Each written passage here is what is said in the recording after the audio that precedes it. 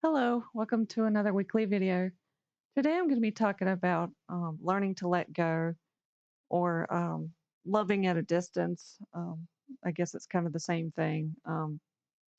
But I've had a lot of trouble myself with learning to let go of I guess relationships, situations, most specifically things going on with my parents.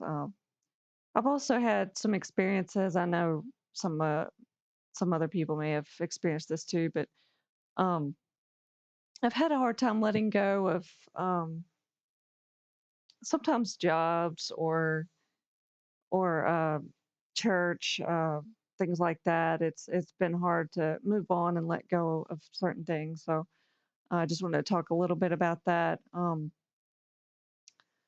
Uh, well, I guess, like I said, going along with that, loving at a distance. I've heard a lot of people talk about it, and um, it's not as easy as it sounds, and it may look different for each person if we're talking about relationships, but um, more specifically, I tend to think of my parents, the relationship with them. There's been a lot of things that I've had to do with my parents that I don't know if everybody has to do or should do or any of that. I just know that I've had to do a lot of things that a lot of people haven't done with their parents. Um, and it's unfortunate because I can't say that um, everyone in my family is toxic enough to not talk to them. And that's kind of what I've had to do. Go no contact. I've had to just stop talking to them for different reasons. My mother, I had to stop talking to because she actually was toxic enough. She was causing me a lot of stress. I was having a lot of mental mental issues, emotional issues when I would be around her and talk to her. I was in a lot of fear because of the abuse that I went through with her. So that's that's mainly the biggest reason I went no contact with her. And then because she was married to my stepdad, I couldn't talk to him anymore. Just because they were in the same household, and if you talk to one, it kind of they'd kind of just like if I talked to my stepdad, he would tell my mother what was going on, and I just didn't want information being passed around. And then with my dad, I had to go no contact because it was kind of a strange situation. Um he and my mother divorced like 25 years ago, something like that, and they just always kept in contact. And so when I went no contact with my mother, she started trying to get information through my dad, and I hated that situation. But I mean, honestly, I knew he didn't know any better, but he would just pass information to my mother about me, and it just felt inappropriate. They were talking about me, not in a bad way, behind my back. So when I say behind my back, I don't mean it like negative, but like I really wanted my mother to talk to me directly. I just um, I grew up in a family where there was a lot of talking to other people instead of to their face. Sometimes negative, sometimes not, but um, I just felt like that was really toxic. So I just wanted things to be direct to me, and so if I told my dad, well, I got this job here, he would tell my mother, and I just felt like that was not appropriate. I felt like she should be talking to me directly. So she was just kind of using my dad to get information. And to be honest, I don't know why she wouldn't ask me directly, but that whole dynamic, I couldn't let it continue the way that it was. So I had to cut off my dad. But that was really hard because I could tell he didn't understand what he was doing. And don't get me wrong, I think everybody doesn't really understand what they're doing when they are hurting people. But um, anyway, I guess I'll save that for another time.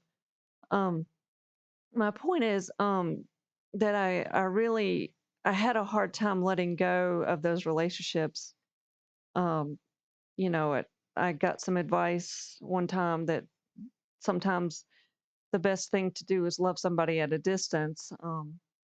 And I mean, it probably doesn't always mean, stop talking to them or go no contact, but it usually means, stepping away from the relationship in some kind of way. Um, distancing yourself from the person, that's usually kind of what it is. Um, and like I said, for me, I had to go no contact, and it was a hard decision. It took me years. I just I wanted to I really wanted to make things work, specifically with my mother. I tried to talk to her about what happened growing up. I tried to talk to her about the abuse. Try to get things resolved. I mean, for myself anyway. I just didn't know how to have a relationship with her until those things got resolved. But she just couldn't. Um, she couldn't have conversations about it for whatever reason. If you're familiar with a narcissist, it's like they're kind of trapped in their trauma. They just don't ever heal from their trauma, and they just kind of pass it on and don't really communicate with you. That's a big one. Um, so, for example, every time I would try to bring up stuff that happened when um, when I was growing up with my mother, and a lot of times she'd kind of like direct it towards something else. She may mention a Bible verse, and I don't think she meant any harm. I think she really was just trying to talk about something more positive, but I just couldn't help the fact that I needed to talk about those things that weren't necessarily positive in the past, and I just don't think that she could do it. So anyway, that's why I had to stop talking to her, and like I said, it took about um, 7 or 8 years. I just kept trying and trying and trying, and I'd reach out and try something different, say something else, but it would always kind of go the same way. And finally one day I had enough, and I guess it was probably the start of this year. I stopped talking to her completely, and I mean it's not easy, but I could tell it's helped me a lot. Just be able to think about things differently, be able to let things go, and that's kind of what I wanted to share too. Like sometimes, even though it's hard to let go and love somebody from a distance, it can help you start thinking more clearly about the situation. That's one thing I've learned. Like it's not really meant to hurt anybody, although I know people get hurt through it. But I see so much like growth in myself. Um, I feel like I've been able to think outside the box more. I've been able to understand more where my mother's coming from. I think there's always going to be things I won't understand and I can't identify with, but um, it for some reason it just seems to give you space to, if you want to say heal, it gives you space to stop being stuck in a certain mindset. I don't know if you know what I mean, but sometimes if you are um, around somebody and they're hurting you in some kind of way, you kind of just get stuck in a mindset. It becomes harder to think because all you can think about is how much they're hurting you, and it's like this wound just keeps opening every time you see them, and you just can't think about anything else.